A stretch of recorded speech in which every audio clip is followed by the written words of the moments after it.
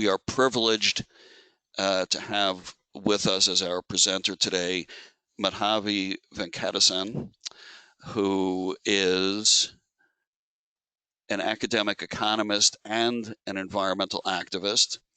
She joined the faculty at the Department of Economics at Northeastern University in 2017 as an assistant teaching professor. She has contributed to the literature on the relationship between culture, sustainability, and economics. Her academic interests include the relationship between economic systems and cultural convergence and the integration of sustainability into the economics curriculum. She last year published her 4th textbook, Sustainable Economic Growth and Decent Work for All, relating to Sustainable Development Goal 8. She has another work scheduled for publication later this year by Springer.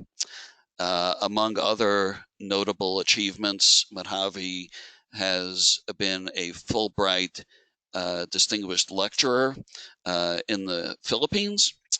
And on the activist side, Madhavi is the director of a group called Sustainable Practices. It's a not-for-profit based in Barnstable County, Massachusetts.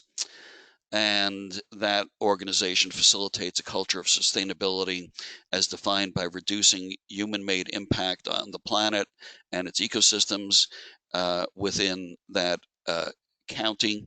And as I said, Madhavi is the executive director of that organization.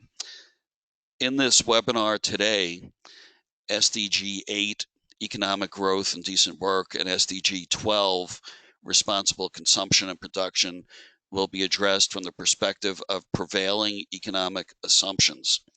The discussion will address how to engage students in a critical assessment of current practices specific to SDG 8 and SDG 12, and fundamentally provide them with a classroom forum to understand how and why the practice of economics needs to be modified in order to promote sustainability as a social norm. So this webinar will increase economic literacy while providing an understanding of the relationship between an economic framework and sustainability as its outcomes. With that, I would like to toss it over to Madhavi, and she has the presenter role. Please proceed, Madhavi. Yes, first of all, thank you all for joining today. I'm really happy that you're on this Zoom call or this meeting call. I want to keep this somewhat conversational, so I would really appreciate it if you would put in your questions. I'm assuming that we're all representing different disciplines in today's discussion, and that's a really great thing. But as an economist, and I'm sure just as all of you, we're all quite wed to our individual disciplines. In the case of economics, though, it does also influence culture. So from this perspective, I really am hoping to engage you with that discussion specifically, because even without our knowing it, our reflex behaviors and reactions are very much tied to economic assumptions with regard to how behavior should work, as opposed to necessarily being independent of that framework. So I'm going to just start with some basic elements and just go over the few items that we can given the time constraints. But I do, again, open up this discussion for additional questions and hopefully things that you think are relevant from your disciplinary frameworks. So as I'm going to advance the slides now. So the first question I'm going to ask is, what is sustainability? And this is a really important question to ask from the standpoint that there is no standardized definition for it. So it's one of those definitions that we assume everybody understands. Like when we talk about morality, we assume everybody understands what morality means, but there are many, many different, if you talk to a philosopher, you understand that there are many different variations of morality. And we're going to talk about that too. We're going to talk about the economic definition of morality, which is utilitarian in its constraints. So when we talk about sustainability, the lack of a formal definition is actually one of the biggest stumbling blocks, perhaps, because when we start to look at anything, it's where are we going to stop in terms of evaluating the resource footprint or the impact that that consumption item or that activity has. And that's an interesting element. And I'm going to come back to this in 1 second. But first, let's just, in the definition itself, the context of sustainability is often discussed in relation to the Brundtland Commission report, Our Common Future, 1987. And that really is a simple definition. It just says that we shouldn't be consuming more than our consumption will affect in terms of future ability to consume. So our present consumption levels should be made with the future in mind. But as we know, those of us that have worked with discount rates, we know very clearly that the discount rate can sort of fudge that concept of regeneration of an asset or a resource. So with the discount rate, you can come up with an assumption that something is going to regenerate faster, and therefore your consumption today doesn't necessarily adversely impact consumption tomorrow. We won't be spending much time on discount rates, but if you haven't discussed those in your class, I think that's a very important element that we can bring up very quickly, because almost everyone can understand that basic equation. And when you bring in terms of trees and the regeneration of trees, it's about how thick the diameter of that tree has to be before you assume that it is regenerated, or how are you going to gauge the ecosystem or habitat balance in terms of evaluating regeneration. So it's taking it to those holistic levels, getting students to be engaged and thinking, what is a holistic spectrum of regeneration? But going back to sustainability, there are two other elements that I like to talk to you about. Fundamentally, sustainability is risk management, because what we're looking at is not taking more than we need and ensuring that there is enough for the future. So let's just take a step back, because in the last 20 years or even 15 years, we've come in contact with risk management issues in the United States quite a few times. Number one is the 2008 financial crisis, which one could actually say is very closely aligned to a lack of risk management. So is risk management a part of our culture? And the reality is it's not. We don't manage risk. We try to go for the high reward in relation to risk. So our culture is one that's based on speed to market. It's based on that economic framework that says, let's get the maximum revenue or return. And we understand that there's going to be maximum risk involved. So when we start to see that there's this element of a direct opposition to risk management, the idea of looking for fast and speedy returns and immediate gratification, we can see right away why we have such a pushback when we talk about sustainability or things that may cause behavioral change that will be more closely aligned to sustainability. It is just completely in opposition in many times with the way that our culture or our cultural norms have been established. So it's not necessarily something that we have placed a value on. Our media has definitely not helped us either, with statements such as greed is good and other get-rich types of films that sort of promote this perception that you need to have the most, and those people who don't get have not worked hard enough or are naturally meant to lose. So just keep this concept in the back of your mind. We really do need to have a formal definition of what sustainability is to be able to achieve something. And that's why this slide makes sense. So now we're talking about sustainable development goals.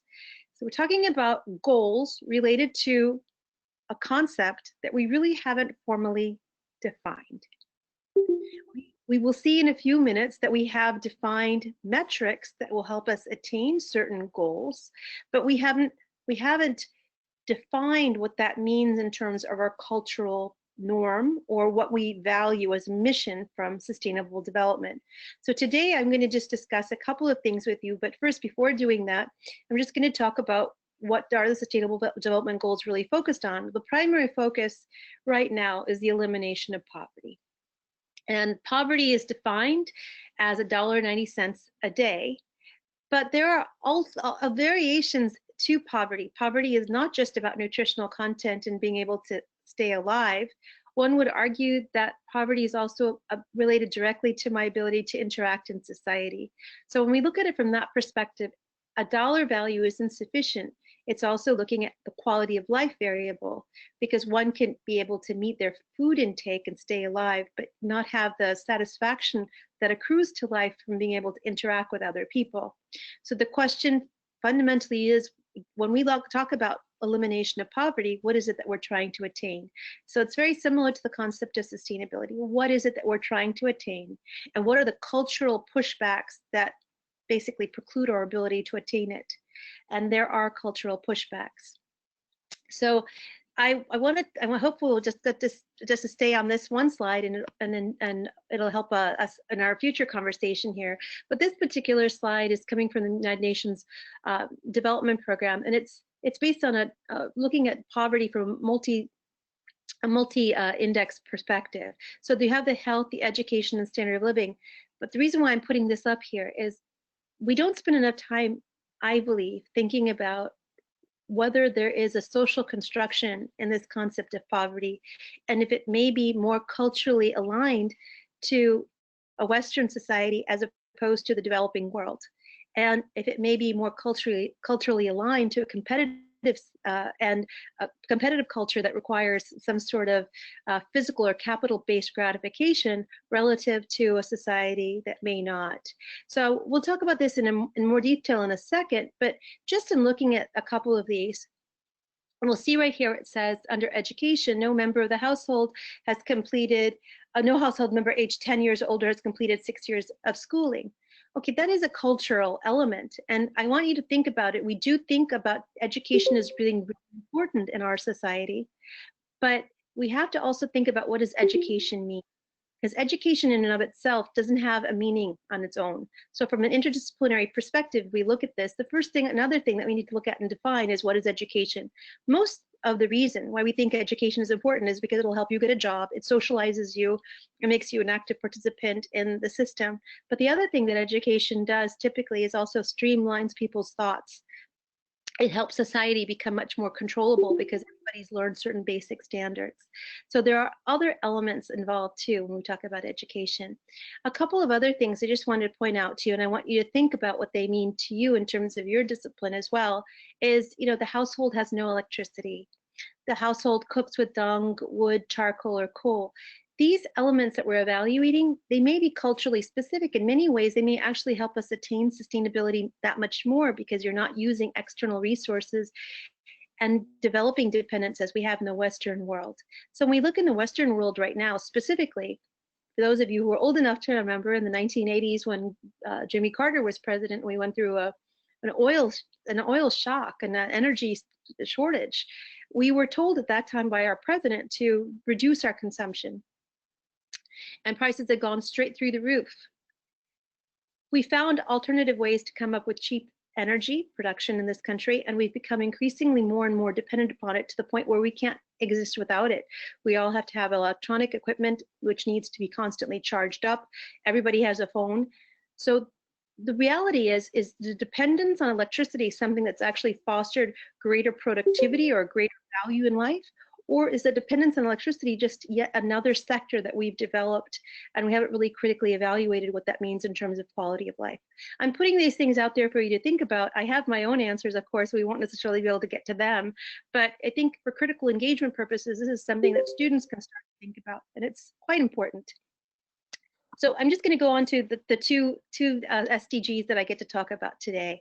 As Ira noted, I do have a text that came out last August entitled "Decent Work and Economic Growth," was specific to this SDG, and I'm going to talk about some of those issues. I have another one coming up for SDG 12, hence the title of this talk, that will be published in early 2020. I'm sorry, yeah, 2021. I get the dates mixed up. They've been going by very quickly over the last couple of decades. So with decent work and economic growth, again, two words that most people think they understand what that means. But what is decent work? It's only when you start to sit back and you evaluate what that concept means that you realize that it's very difficult to define. It's really culturally specific. So I'm going to go over just quickly what I will be able to cover in a short time today, but and these are the items that are in bold. And then the reason why I'm picking on these is I'm trying to also show you as we continue to go through it, what I said at the very beginning, which is that our culture is formed based on our economic framework. And the Western economic framework is a GDP, consumer-based framework. So everything in our culture is resource intensive. In order to propel consumer growth in consumption, we need to have planned obsolescence. We need to have interest rates low. We need to have new product to market. We need to have limited risk management. So all of those things, if we had a formal definition, would be in opposition of what we would consider to be sustainable. But if you look at SDG 8 and see the very first item that's used to gauge its traction, it's 7% GDP growth per annum. The second item here that I'm just highlighting is economic productivity through diversification and the focus on high tech and innovation. And I'm going to get to that in 1 second. And then on the last one down here, which we'll talk about briefly, is also the decoupling of economic growth from environmental degradation. There are a couple other elements too. So the other one here is employment and getting people employed. And that makes sense to us because our economy requires people to be employed. There really is no value or even opportunity for subsistence living outside of our economic system. And typically, if we found someone who did behave in that way, we would consider them somehow socially deviant, because that is how ostracized people are if they aren't actually directly participating in the system as what's been created. So this last one here that I've highlighted is the eradication of forced labor and slavery. And I highlighted that on purpose because it's a question here that we can engage our students in as to who's responsible for this and where's this forced labor coming from? Is it the supply or is it the demand? And if it's the demand or the supply, what are the factors contributing to it? Because it's not quite that simple. So when we go to the last set, which I'm not really going to be going through it all, but if there was one that was interesting that we could talk about very briefly, it would be this increased aid for trade. And the reason why I say that's interesting is trade agreements are non-enforceable. So you can put in social clauses and gender-based trade clauses to try to improve the circumstance of the country that you're working or trading with. But to the extent that they're not enforceable, you really haven't done anything. So that's an item that hopefully we might have a chance to engage on later. So the items that I'm going to talk to you about are related to unpaid labor, child labor, comparative advantage, opportunity cost of income, exploitation, and cultural convergence. And these concepts really tie a lot into this graphic. So some of you are familiar with it, some of you are not. And this is what we call in economics our production possibility frontier. So the production possibility frontier refers to the maximum that I can produce in my economy given the resources that I have available. So that means labor, technology, any types of resource inputs that I have available for my own production. So looking back at the bulleted items that I've shared with you a moment ago, you saw employment as being there, and you also saw technology. Well, technology is what allows us to produce more because we're able to be more intensive. We have more capital allows our labor to be more efficient, or the capital itself becomes more efficient in the productive process. So the only way that we actually can move our economy forward is by having greater resources and technological advance. Now, this is the same way that our GDP works. So this is our maximum production levels, but our GDP is actually framed the same way. So going back to what I have here is unpaid labor and child labor. Let's talk about unpaid labor briefly. When we talk about unpaid labor, we're talking about, usually the discussion is related to home care work, women's work, taking care of the household, the subsistence level farming that women do in developing countries, the caring for the elderly. All of these are unpaid activities. They are also unpaid in the United States. And in the United States, the lack of payment for it actually is a silent gender bias, but we are looking in developing countries in a much more overt way. But I want to bring up something here that I think we need to start to question.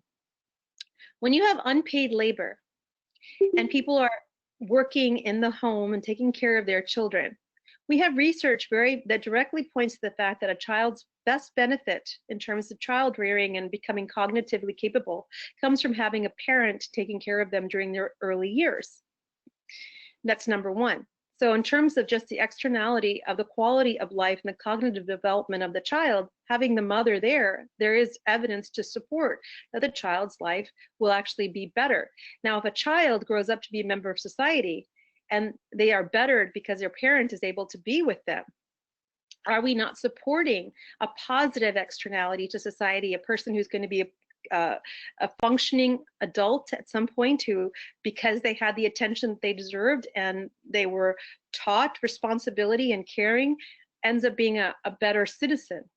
That's something to think about in the back of your mind, as opposed to someone who doesn't get those types of rearing benefits. If we only value labor that's paid, isn't that a problem? Instead of looking for labor to have a dollar value on it in order to be valued, why should we not culturally change to see the value in all labor? So this is where I think there's a big issue here, is that we still continue to assume that people's getting wages are better than people, than the idea of people being valued. But even the literature on labor shows very clearly that people's attachment to their jobs is not necessarily based on their income, but based on the relationships in those jobs. So we are a relationship-driven species, and fundamentally it's the value that we feel in whatever capacity that we work that makes us feel good about it. So the question again I'm going to ask, but I'm going to ask it slightly differently, is what if we were able to modify our economy so that we didn't just value people for the labor that they did, but the value of the labor they did? So not the way the market values them, but the intrinsic value that they bring by doing whatever it is they do. And that shortcoming of our inability on the Western side to be able to connect those two, should we be exporting that to developing countries and culturally bias them to thinking only that income, wage-based income based on wages is a value, and not the idea of valuing people for what they do and bring in? That's number one. Now, with regard to the concept of child labor, you know, this one, if some of you have read the documents coming out of the UN, this one is so wishy-washy on so many levels, because on one hand, the UN will say it's against use of child labor up to the point where it's required in the household to be able to maintain the income of the household. So what I want to bring up to you is this: just the same way when we think about unpaid labor for adults, I think there's a need to evaluate what we mean by child labor. And what I mean by that is child labor doesn't necessarily have to be equatable with cruelty or hardship. It can be, and it has been, and that's a different circumstance. And that child slave labor issue is an ongoing and definite issue to be concerned with. But again, are we focusing on looking at the actual metric of children being employed, or are we looking at the treatment of those children in their employment? Because not every country is set up to be a major industrial nation. And the way our economic system values things, because it's only GDP based, it forces countries to adopt a cultural orientation they may not be consistent with regard to how that country would structurally like to be. So that's something to take into consideration. Now, I want to just talk briefly about competitive advantage. And the reason I want to bring this up is we often hear about GDP as being so important for developing countries in terms of their economic growth, because if the GDP is growing, then somehow it's going to trickle down to the labor, and the labor and the standard of living for people will become better. Well, there is no evidence to really point to this being true for developing countries, especially today in this global state that we're in. And I'll explain why. In the developing world, or in the developed world, we were able to come together and unionize and fight for rights, because labor got increasingly more and more in demand. At that time, capital hadn't come into play where it was directly competing against labor. So labor actually could develop a value base where it could fight back and ask for higher quality of life. But there was a fight. It's not like it happened overnight. In the developing world, when you have so much poverty on a global scale, what is happening is people have become commodities to their own governments. So comparative advantage is one that the government looks at to its own people. And there are several examples of this. But what that fundamentally means is, I want to grow my GDP. I know I have poor people. I'm not going to let them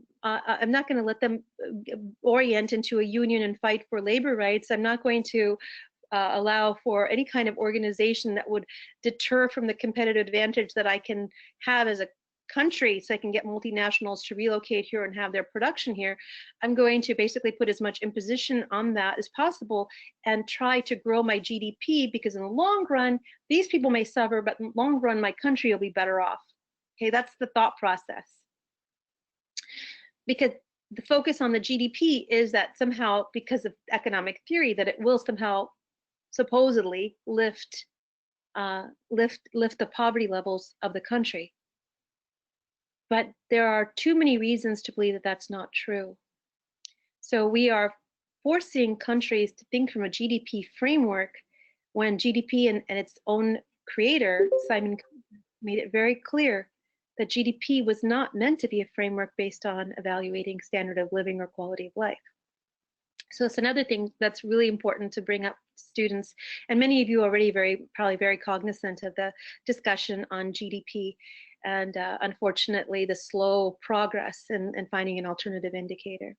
So with these elements, I've actually talked about the exploitation and the opportunity cost, but let me just tie those back in. So the opportunity cost of income is really the future generation, the kids who are not going to be raised by their parents or their mother because she's out trying to get a job, where the income from that job may not even equate with really good quality childcare, or the income may have some value, but the infrastructure in that particular country doesn't have anything to support a mother who goes to work and needs childcare. So there's an exploitation element comes from the country itself with regard to thinking of competitive advantage resting on labor. I'm going to go to this one last point, which is this concept of cultural convergence.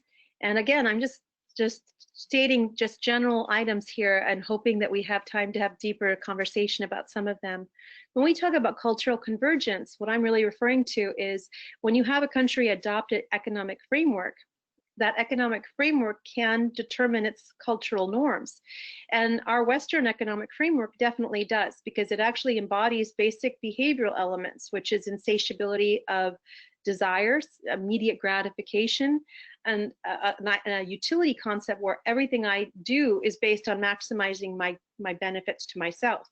And on the producer side, the issue becomes maximizing my profits.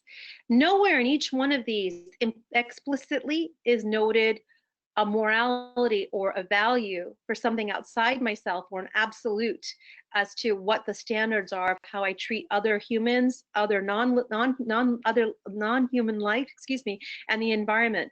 And that, in my opinion, is the biggest issue. So I'm just going to say this quickly. I wish I had a whiteboard I could draw this, but typically in economics, we see a supply and demand function. We have our price that comes out. People assume that that's an efficient value, but it can only be efficient, first of all, if the two trading partners, the supply and the demand, are equal in terms of their power.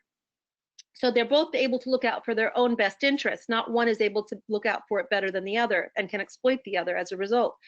That's number one. But the other part is it's also non-exploitive if I also have a feeling for the animal and the habitat for that animal when I'm thinking about growing more coffee. And also, not only do I have that when I'm as a producer, but the consumer also is cognizant of it. So we're both in our supply and in our demand taking on this value for the earth within our thought process of our production or our consumption. To the extent that we are not, and which is true of our culture, of Western culture, the economic framework that we live in, we have not explicitly put this idea of responsible use of our freedoms within the relationship of supply and demand. We could be, when we push out a GDP framework, promoting this cultural convergence on a country that may have had a more symbiotic perspective towards its living arrangements with its environment. They may have been more sensitive, but now this exploitive mechanism of a market pricing system that doesn't take into consideration or give value to values for the environment has now forced them to also do the same thing in terms of their economic system. Now, one thing to always keep in mind too is once we put in or we normalize something in our generation, the next generation that comes in is born into that framework as their norm. So we are constantly doing this when we don't critically evaluate why we are doing what we're doing we then sort of normalize the idea that we don't have to be thinking about anything outside ourselves when we make decisions. So just to think about it from that perspective and the social construction of our reality and how that affects the next generation because it becomes their reality. So I've already talked a little bit about this. So when we talk about economic growth, is there only one economic framework? I like to bring this up with my students specifically because very little is ever discussed in terms of comparative economic frameworks. So the two basic ones, the first great question you can ask, are people naturally competitive or cooperative? Are people naturally aggressive or passive? And I typically will get the answer that people are competitive and they're aggressive. Now, the counter to that is a competitive framework based on its very definition will be what you observe. It's very difficult it's very difficult to see the cooperative system when you have the competitive system in place, even though cooperation may be actually something that's more strongly integrated into your society. You just don't see it that as often. Aggressiveness, the same thing. You could have 1,000 passive people, but it only takes one aggressive person to stand out. And if that aggressive person is the one that's given all the attention, then that could then be assumed to be the way that people are, even though that may not be true. So it's very interesting when we start to think about the qualities or characteristics that we assume are the norm. And when we start to challenge them by critically evaluating as to whether they really are the norm or are they just the most visible. And then this is the question I've already sort of discussed with you in the last few minutes, which is, can GDP-based growth lead to sustainability? And it's because it is consumption driven, and it suffers from this utilitarian mindset. I believe a GDP-based system could create a sustainable outcome, but it can only do that if you actually explicitly incorporate a value for that. So you incorporate a value for risk. And that becomes the dominant perspective is this idea of maintaining a low risk profile to ensure the future and the present can live in harmony with themselves, even though it's intertemporal. To put in a value that becomes a cultural norm where people basically think of doing things not just because of their gratification, but they actually get gratification from the idea of paying it forward. And I don't think that's impossible to do. So with that, I'm just going to move on to Sustainable Development Goal number 12, which is responsible consumption and production. And I actually incorporate these into my class quite a bit. Ira, do you have some questions? Yeah, but I was going to suggest before proceeding, the questions and comments are piling up here, and I thought it might be good to take a few just to reassure they're on the right track. Because, can you hear me, Madhavi? Yes, okay. Yes, I can. Okay. Very good. So, first of all, to everyone in the audience, we've been listening to a very sophisticated conversation, and as I tell my students, there's no such thing as a silly question. So if there's anything, even at a very basic level, that is worth clarifying, please put it in the chat box and we'll circle back to that, because even I have some silly questions for Madhavi. So with that said, let me go back to a comment that Anton Camarada made earlier in the chat box, and I'll expand upon it a little bit. Anton was asking what are the primary factors that have caused the inconsistent implementation of the SDGs internationally? And we all have our opinions on the SDGs, what they are, and their potential for success. But I would like to get your perspective, Madhavi, on where the SDGs are, whether there is any chance that countries will successfully achieve those goals by 2030. or if you think that there was some other approach that might have been better, although obviously you are focused on several of the SDGs and trying to help with their implementation. So let's start with that softball question. Sure. Well, sustainable development goals are all dependent upon each country, and each country has different resources to devote to these sustainability elements. They're non-enforceable. They only can come with recommendations. So that fundamentally is the reason why you probably have such divergence in terms of outcomes. And also, countries are not necessarily required to address every SDG. It says the desired goal is that they will address the ones that are most relevant to them on a time fashion that they can attain them. The issue is, and I think we'll talk about this very briefly going forward. I mean, it's very complicated from the standpoint that it's the poorer countries that have the issues with the basic elements of the SDGs, such as poverty and access to health care, as well as clean water and other resources that we just need for basic quality of life. But their impoverishment hasn't been on their own doing. And so this concept of CBDR, common but differentiated responsibilities, that we see in the Paris Agreement, which differentiates countries' financial relationship with reduction of greenhouse gases implicitly through the reduction of their GDP, is the same issue that's actually prevailing with regard to the attainment of the SDGs. You're asking countries that have been put in positions where more than likely they were not necessarily active participants in their own degradation, to somehow be able to pull themselves out without the resources that they need. Secondly, you're using one set of universal metrics as though they are universally applicable, which hopefully I brought to some light in my discussion. I don't necessarily think that using GDP or economic framework, Western economic framework metrics are universally applicable. Well, let's come back to alternatives to GDP later in the Q&A, but before you proceed with your next segment, let me just throw out two other questions that have come in. I'll read them both, and then you can respond to them initially briefly here, or we can circle back to them later after you've had some time to think about them. So Blair Page asked, when income is related to one's ability to acquire resources, whether needed or wanted, what possible paths might you propose to help decouple income from how one values their own work or that of others? So that's the first question. And then Tina Evans has stated that she loves the connections you draw between culture and economy.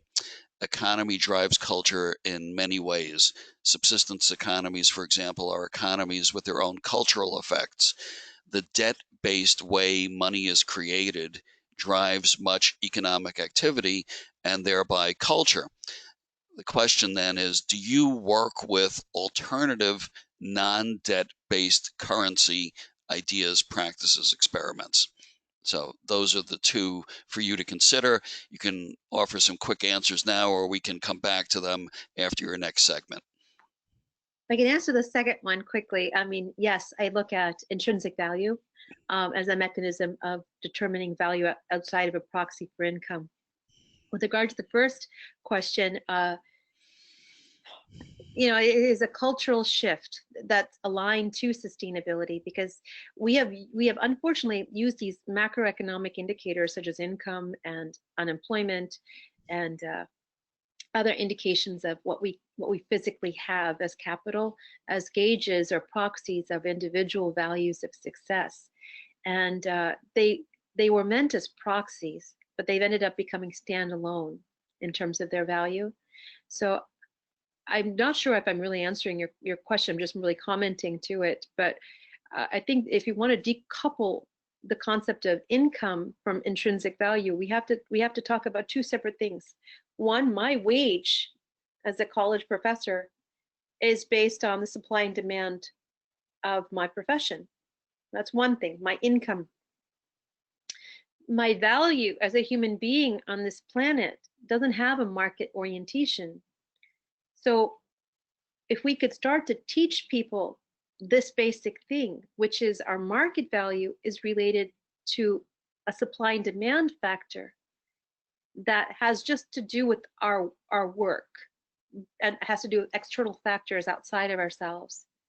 But our intrinsic value as people has a lot more to do with the choices we make and the quality of human being we decide to make for ourselves. That's a different thing. So they're two different, unfortunately, in our system, they're separated. But I believe you have to start at least getting that thought in people's minds. Because the first thing, what do you ask when you meet people? What do you do? And the reason why we ask people that is because we gauge them on some level based on how worthy or valuable they are based on their career path, because it's a proxy for their income. So we obviously intrinsically have this orientation, and the only way we can eliminate it is to become more explicit with the fact that our value should be something outside of that. I hope that addressed some aspect of the question. Very good. Why don't you continue on with your presentation, and then we'll take more questions when you conclude. No problem. Thank you, Ira. So I'm just going to go through responsible consumption and production, and I'm going to go through this from the standpoint of what I cover and work with my classes. And so I'm just, again, like with SDG 5, I'm highlighting the items that I thought were important. This has to do principally with efficient use of natural resources, which ties back into the definition of sustainability. The elements that we're going to just talk about are the idea of resource efficiency and waste reduction. Both of those are items that are in the general newsworthy items at this point in time. So hopefully it becomes also tangible to students, because most people still talk about recycling. So these are the items here that I will go through, but let me just take one step back. I didn't really give you much of an introduction outside of what Ira mentioned about me, and I'm thankful for his comments. But I do have a nonprofit, which I started here on Cape Cod, which is where I live, even though I work in Boston. And our focus is a bottle ban. So we have initiated across the 15 towns that comprise Barnstable County, which is Cape Cod, a bottle ban in each one of those towns. Last year, we were very successful with the municipal ban, eliminating town purchase of single-use plastic bottles and the sale of beverages in single-use plastic containers on town property. And this year, we filed in all 14 towns. One town does not have town meeting, petitions to eliminate retail sale of single-use plastic bottled water, non-flavored, non-carbonated. And the reason why I'm bringing this up is when we talk about recycling and we talk about cradle to cradle or cradle to grave, and we talk about life cycle assessment, externalities, and evaluating the environment, this particular ban that we have pursued and the educational path, stakeholder engagement path that we've pursued alongside it really are directly tied to SDG 12 in many ways. First of all, most people, unfortunately, in the US are not aware that recycling does not work, that recycling of plastic is not efficient, that recycling of plastic actually continues to promote use of plastic, and plastic bottles can never be made into new plastic bottles, that it's just a downcycling process. So right there, that lack of information, that lack of education, and how we started off with SDGs, and we talked about education, and I said to you, education means different things for different people. Well, education is not critical thinking. And to the extent that education has been used only as a mechanism for vocation, it has not actually inspired us to be better. We continue to have a sort of herd mentality. I'm talking specifically in the US, but this herd mentality has been exported elsewhere too. So when we talk about education, it's so important to think about what is it that we mean by it. We don't mean the right thing by it. We're focused on employment. We're focused on ability to continue to have consumer-led growth. If we were thinking about education for the environment or sustainability, we would be thinking about, does recycling work? What can be recycled? Where could we actually eliminate and reduce waste? One thing to bring up with students, I think it's really important, is to talk about how majority of our trash is buried under the earth in an area in such a way that it can never really biodegrade, even if it was biodegradable, because there's no oxygen available after 5 feet. And is that what you consider progress? I mean, is progress nice and shiny, the product that you buy, and you don't have to look at the waste that's created from its consumption, either during the production cycle or its waste cycle? And that, I think, is starting point for some amount of critical engagement with regard to the concept of progress. So when we talk about valuing the environment, this actually comes back to a couple of the items that were in the chat room. And it's very difficult for us to completely understand and assess, because as we've been raised, and also I challenge you just to think about this yourself, anything that you value in the world around you, your greatest limitation is that you can only value it relative to yourself. So those of us that have engaged in the environment and are actively participating in it can have probably higher understanding and value for it than those that may not have. That's why it's so important to have these fresh air groups to go out and see the world around, because that does increase that engagement, increases that concept of potential value, even if it comes from a self-oriented perspective. But without a value for the environment, how can you necessarily understand why you need to protect it? And going back to the risk management thing, though I know there may be differences of opinion there, risk management is related to sustainability. And I actually have a background in insurance, and I was an investor relations officer before I went back to academics. And insurance, as you know, is the business of risk management. But risk management basically means that I am looking to ensure the sustainability, either the financial sustainability or the environmental sustainability of my organization or my land. And so when I value the environment, it could also be from that perspective, but there's a certain level of ignorance in my knowledge of how I interact with the environment and the ecosystem. In our present models, we don't really put a cushion in there for what we don't know. So we maximize our resource use without realizing or thinking into consideration whether that maximum that we're trying to attain in resource utilization may actually impede regeneration or have adverse consequences with regard to ecosystem balance that we don't even know about because we don't know enough. That's where risk management comes into the discussion of sustainability. So valuing the environment, if we can just sit back and just recognize that we don't know really how to value the environment. So therefore, for that simple reason, going back to the production possibility frontier, if you remember that I had there were two lines, one A and one Z, and A was internal to Z. If I don't recognize the impact of my use of the environment, instead of maximizing to the available amount of resources as my economic model tells me to, perhaps I should be using at a lower rate to create a risk buffer. That's one aspect of that. The externalities are things that are market failures. Typically, that's how we refer to them in economics. But externalities are not market failures. They're moral failures. We oversimplify them and we call them market failures, but they really are about our lack of taking into consideration that the air is going to be polluted because we don't have to, because we don't live in that area. It's that someplace else, it's the otherness that we embrace that causes externalities. It goes back to that idea that if we changed our value spectrum, we could actually have sustainability within the demand and supply function, but we really need to change the way that we indoctrinate people in cultural norms. They have to be value-based. So let's talk about life cycle assessment and cradle to grave next, and hopefully this will be of interest to you.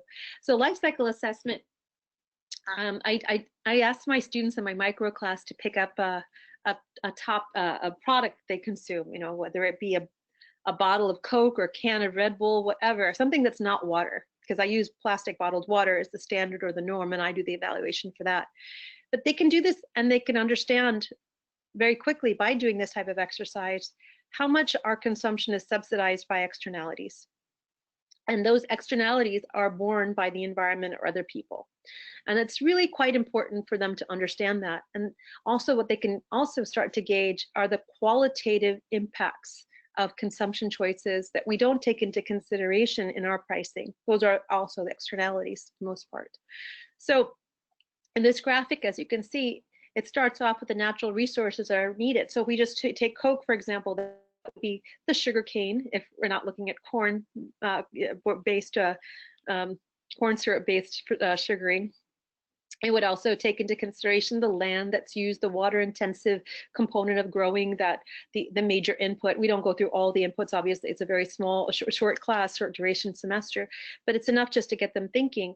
So they all of a sudden know the water footprint. They understand the potential chemical footprint based on pesticide or herbicide used. And then we go on to the production phase, the production of the bottle. They can recognize then very quickly that the bottle also is quite water intensive in its production if it's plastic or even if it's aluminum. And then we go into the consumption phase, which lasts a very short amount of time. And this is where they can think about a couple of different things: the nutritional value that they get from the consumption item, so the human health impact, the human health impact that comes from the consumption of that item in the container that they're consuming it in, so the leaching from plastic into the consumable, which again is a perfect example of a lack of risk management. Plastic was not constructed for consumption the way it has ubiquitously become a part of our consumption process.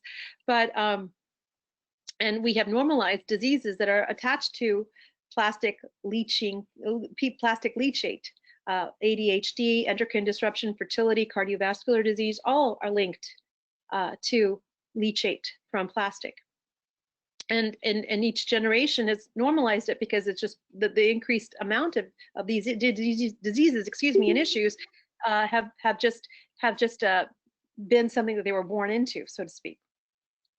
So these elements my students will then look at with regard to the consumption element, and then we look at the packaging and distribution, which is a fairly straightforward footprint to look at, and then the waste and the potential reuse. So that's where they're able to understand cradle to cradle and cradle to grave. So from this perspective, we go back to this whole concept of waste and pricing inefficiency. The fact that the land doesn't cost very much, so digging a hole and burying it there doesn't have a lot of value to a lot of people. But if we really sat back and critically assessed if that makes sense, I don't think it would make as much sense to many people, but it's a point of critical engagement. The planned obsolescence, and there are a lot of great short films as well as longer documentary films that can highlight this whole planned obsolescence for consumer-led GDP growth. The marketing that we've been pushed based on major lobbying from corporations, plastic companies, as well as bottlers that recycling works, and the profit maximization element of these corporations. Because what's ended up happening is that the corporation no longer looks to its consumer base and employees as their primary stakeholders. It's become an entity of its own focus. And that's an overgeneralization, because we're seeing with the rise of B Corp things changing, but still a corporation is financially focused. Cradle to cradle, we're looking at a sustainability perspective. Now, I don't know of one product out there that's cradle to cradle. So it is definitely something that's still emerging, but it is a concept. As long more that we talk about it, the more we can get people to think about it and hopefully create things that potentially could be. But cradle to cradle means it would be no waste. Whatever at the end of its life cycle, that product could then be reused and redeployed for another activity or use value.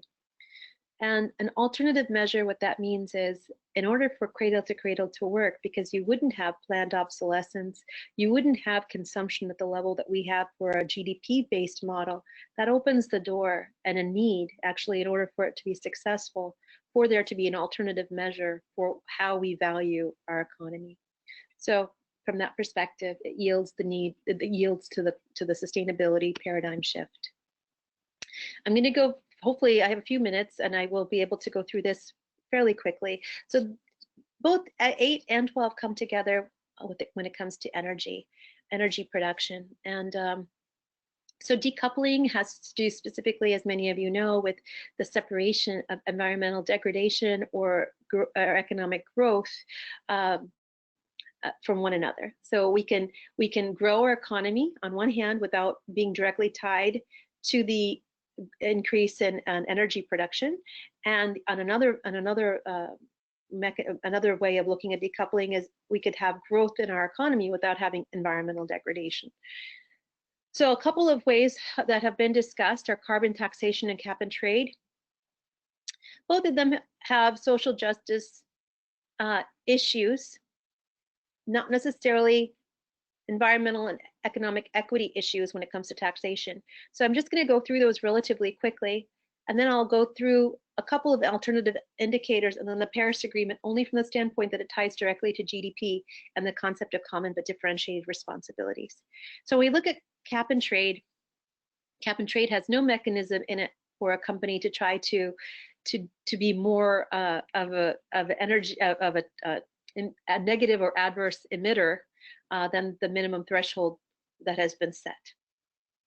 So I might build a new facility, and I can be polluting less than I'm allowed to, and I can trade my ability to pollute to somebody else who's polluting a lot more, and where my permits to pollute mean that they don't have to invest in the capital to actually reduce their pollution right now. They can just buy my polluting permits.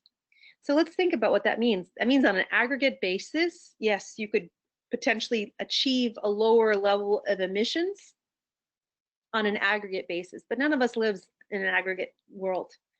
All of us live within specific micro vicinities. So that means that the group of people who are living in a vicinity where carbon emissions are high or pollutant levels are high continue to have those environmental, social justice, and equity issues attached to it. And they're all attached because their cognitive development has been attached to high pollutant content in the air people breathe. So it definitely has an exacerbating effect to poverty. And poverty, unfortunately, is found by the institutionalization of our institutionalized marginalization of specific groups of people by their limitation of access. And that's another story for us, perhaps on another day. But it just exacerbates the same institutionalization of economic marginalization, especially faced by certain people. So it's a vicious cycle. So cap and trade doesn't work efficiently at all. And it definitely does not alleviate the issues on the micro level of injustice, both for the environment as well as people. Carbon taxation becomes a flat tax that affects everyone all at the same time. But of course, because it's like a sales tax, it affects people who are at a certain income level much more than it does people at a higher income level, because everything at that lower income level is basically taxed with that carbon tax. So it's a regressive tax. And for that reason, a regressive tax like this that impacts everything that you purchase, because almost everything we purchase has some sort of carbon footprint, needs to actually come into play with some sort of subsidization for people on the lower end of the income spectrum. And I'll share with you the Economist statement on carbon taxation in a second. So that's where those two elements lie. But one thing, because we are running low on time, I just want to point out to you, when we think of taxation, again, like I mentioned before, the taxes that are in place today just become the norm of the future of the next generation. They have to actually, we want to create behavioral change, the taxes have to consistently be going up and be reimposed on individuals if you want to change their behavior, because what you're trying to do is you're impacting their elasticity. You're charging them so much that they will only buy what they need. But when they get used to that pricing, or their wages are pushed up, if you don't come back with a high tax again, that old behavior may come back into play. Or alternatively, if you have educated them to understand why they're being taxed and they buy into it, they will perhaps behave in the manner of reducing that footprint, because that's just a social norm. So alternative economic indicators are like the United Nations Human Development Index, the Genuine Progress Indicator, and Gross National Happiness Indicator. We're not necessarily going to talk about those right now, but I want to just point out two reasons why it's important to think about decoupling and also think about an alternative indicator. When we look at GDP growth has been primarily based on energy generation, and these right here are two graphics. That one depicts the amount of energy, the carbon dioxide emissions related to energy generation, and the other, the GDP growth rate.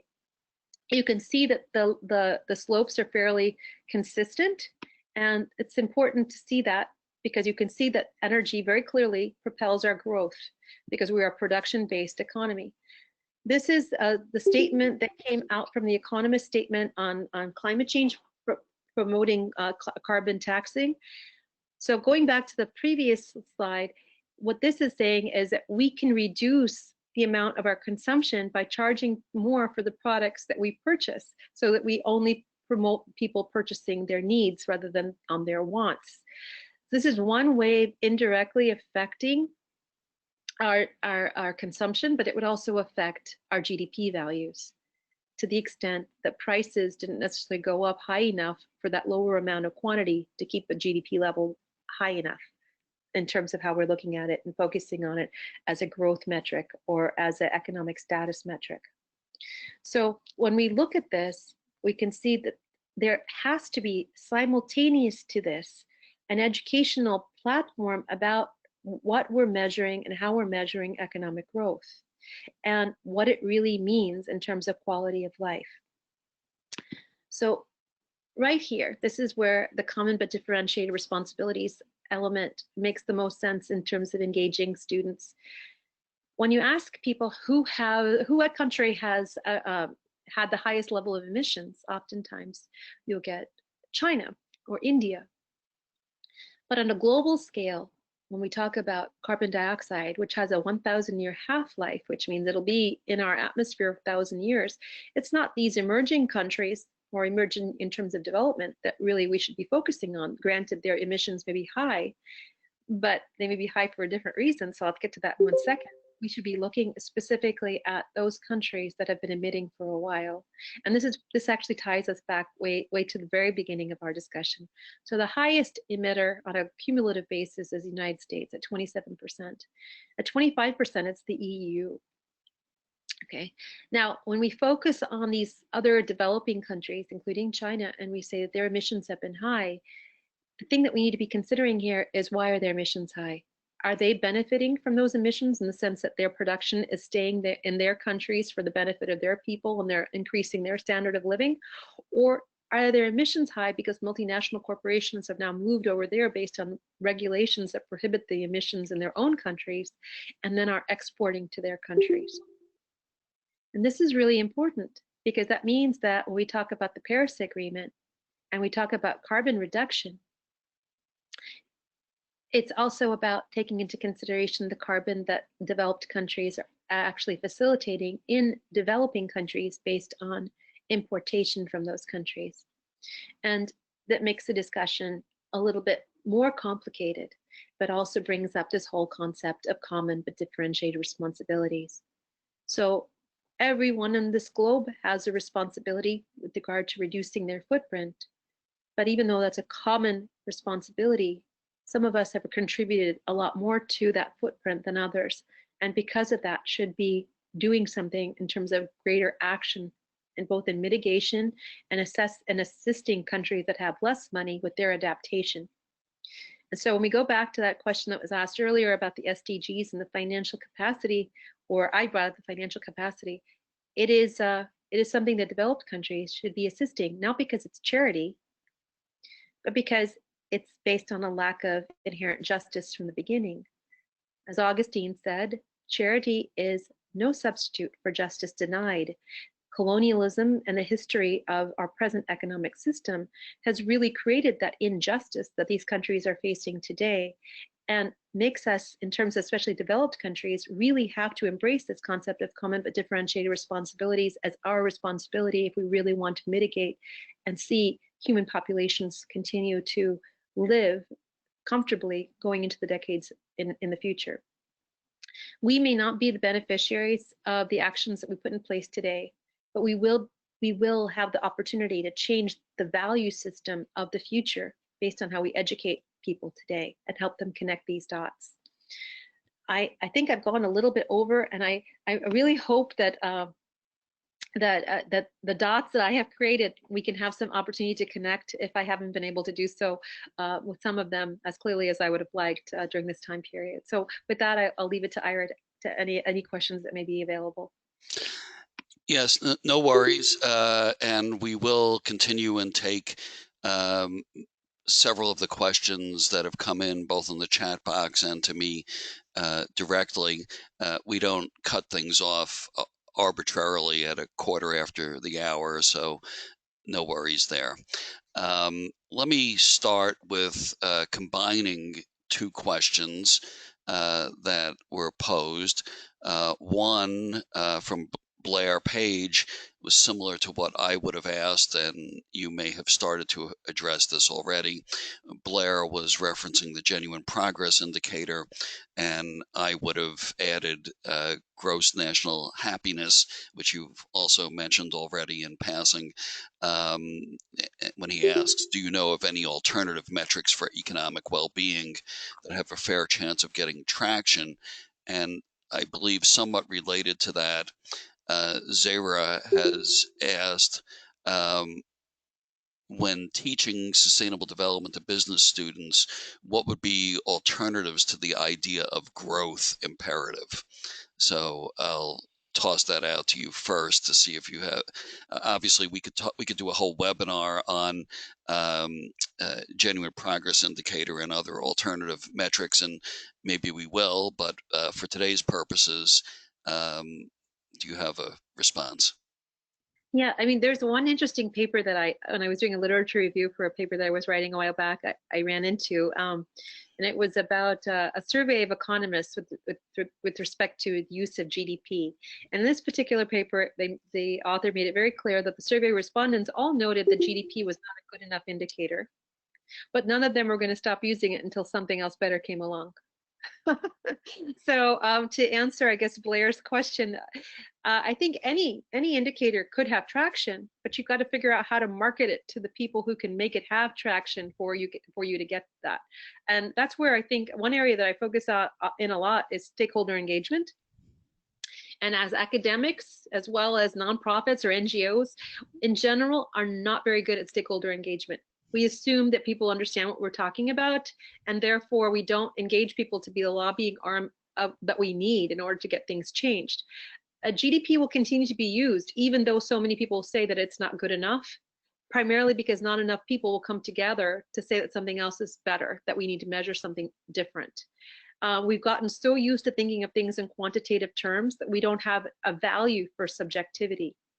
So that's the biggest hurdle that we face. And I think it's the biggest hurdle I face in the classroom too, because when you're talking about sustainability, you're not talking about numbers. That's not a mathematical efficiency argument. It is one where you're talking about subjective or normative factors related to how people feel about their life and about how they feel in terms of engagement with their life. What is their purpose? What drives them? And I think that hurdle right there, to the extent that it is a hurdle, makes it very difficult to adopt an indicator that's not quantitative in its base. And we substitute GDP with another quantitative indicator. The gross national happiness index, in a way, is probably superior because it does go through a survey process, and it's not necessarily related to quantifiable metrics. But it's a very long survey, and that may have its drawbacks. But I can't answer your question any more than that. I can only say that it is a self-fulfilling prophecy to the extent that people don't want to move away from GDP until something else comes along and are not willing to back a new indicator. We can't probably see a new indicator have traction. And I'm so sorry, I forgot the other question, Ira. Well, it was similar in that what would be the alternatives to the idea of growth imperative when teaching sustainable development to business students. So I would say it's somewhat related to the alternatives to GDP as well. Well, it's a little easier with business students because you have quantitative branding values with regard to sustainability integration in the business. So I'm working on a paper right now for it's actually for marketing, but the literature points to this, and also just in terms of surveys that we've created and administered have pointed to the same thing, which is that to the extent that people want to feel like they're doing something right because they recognize the environment as an issue and that we need to have more compassion and caring with regard to other non-human species, that a company's branding of itself as doing something or providing income that it receives from the form of revenue, like Patagonia did for Black Friday in 2016, that can actually affect both the desire on the part of customers to shop with that company, but also it can solidify the brand image of that company at a time when people, consumers and investors are becoming more aligned with the idea of doing something good with their money. So I think from that perspective, it's easy. From the idea of finding a metric that measures well-being in a nation, it's a little harder. Great point.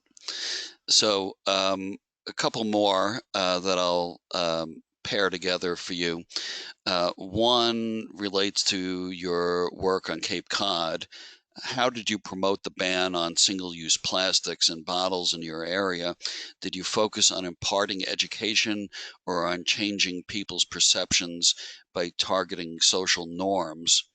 And moving back into the academic side of your world, Rick Smarden is asking, did you use a systems analysis approach when you cover life cycle assessment with your students? I'm going to I'll do one of them at a time. But the plastic bottle ban, if you're interested, you can go to our website. It's called sustainablepracticesltd.org. And we also have a Facebook presence, Sustainable Practices Ltd. We use a stakeholder engagement model very similar to what I just sort of described in very brief terms with you, which is trying to figure out who our different stakeholders are and targeting our communications to them based on what would align them to our outcome. Because obviously, businesses, government, customers, they're different as groups, but they're also different within those groups. So the goal is to try to maximize the proportion of individuals within each group so that we can get the vote. Education is a strong part of that. When I first started the nonprofit, it was only me. Now it's a fairly larger size nonprofit, and we have members in each town of the 15 towns that comprise Barnstable County. So we're able to do more in terms of our communications, but it's still very much a challenge because we live in a world where people turn off what they don't want to hear, and you need them to hear because they have the power to vote, even if they don't choose to learn. That's the biggest obstacle that we face. And with regard to the second question, with regard to life cycle assessment, the life cycle assessment is done with, we use a little bit of process mapping. I use a staged approach in terms of just looking at production, consumption, and disposal. It is meant more for students to be able to look after they've tallied up the quantitative and qualitative elements to see whether the price that they paid for the item is justifiable. And I would say 99% of the time it's not. And that gives them room for pause to start to think about how they consume and the impacts of their consumption across the spectrum of their consumption items. So life cycle analysis can actually be very, very, very detailed. It can be a master's thesis. My students do it as a paper, reflection paper, primarily just to get them to start thinking through this process, and also having done the diligence of the work along the phases on a quantitative and qualitative basis, funneling or was focusing on one or two elements within each one of those stages that they can get the most information on, because we obviously are focused on public domain information. So I do ask them to look at public companies, because then you could look at the 10K and figure out what the company is disclosing, as well as look at the strategy documents that the Investor Relations Office has put out, which is what I used to do. I was the Investor Relations Officer. Mm-hmm. I hope that helps. Very good. And so as we begin to wrap up, there are two other questions that I see here that I want to at least raise with you, because I also see that they are among the attendees who have stayed with us to this point in the hopes of hearing answers to their questions. So Anubis has taken us in a bit of a different direction in asking, what would you say about the use of eco-labeling schemes in developing countries as an environmental management instrument to achieve SDG 12? Now, eco-labeling could be so many different things. So is it possible to ask Anubis to just clarify what you mean by eco-labeling? Because the first thing that comes to my mind is the product is basically a supply chain, and that's what I'm assuming is being referred to there.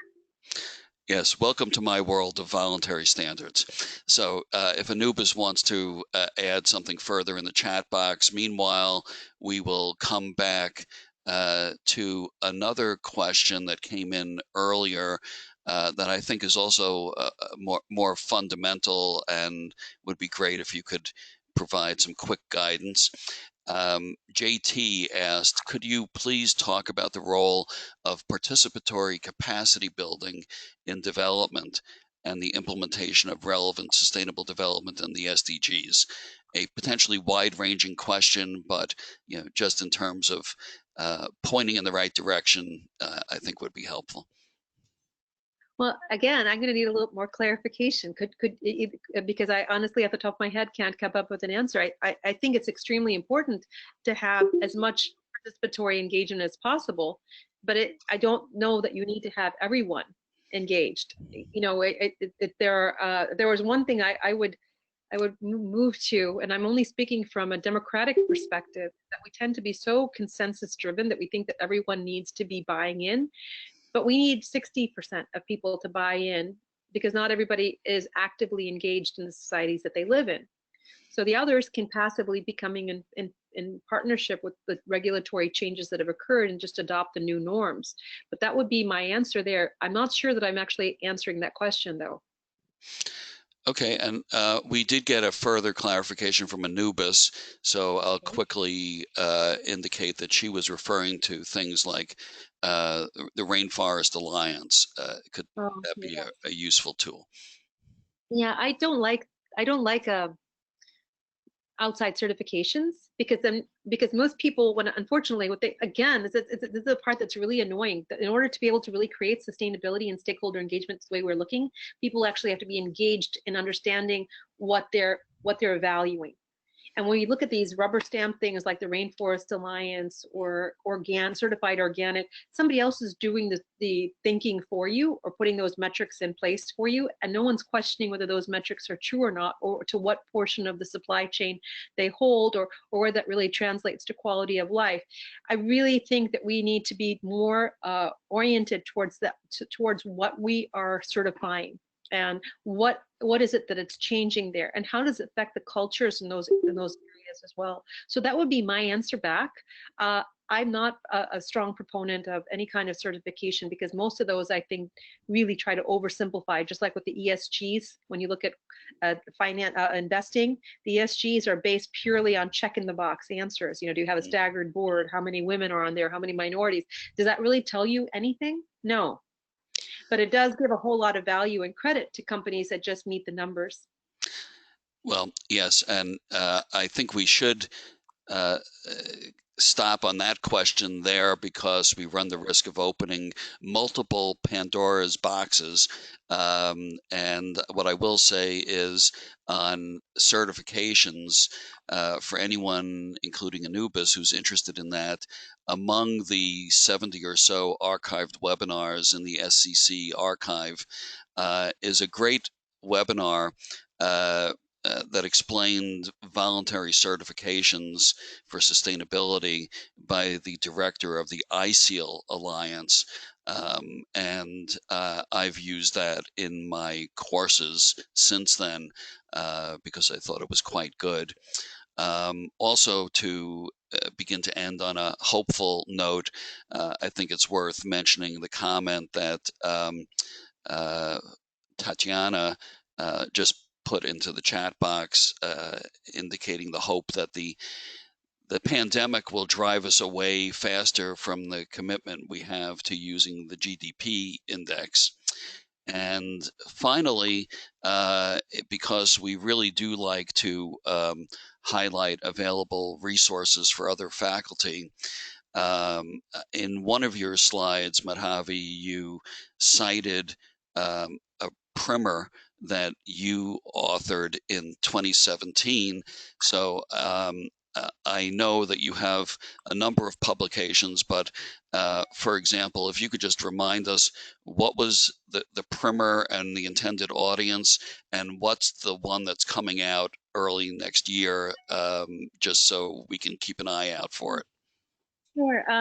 The primer was written for a general audience, a lay audience who may not know or be familiar with economics, but it basically gives the economic principles, supply, demand, elasticity, externalities, how the government works, but they're all US centric, but in very short form. So the chapters are very short, but they also question how things are done so that you get a little bit of a sustainability integration in there. And I also point out very clearly where the market failures are and how they affect sustainable outcomes. So it's a little different.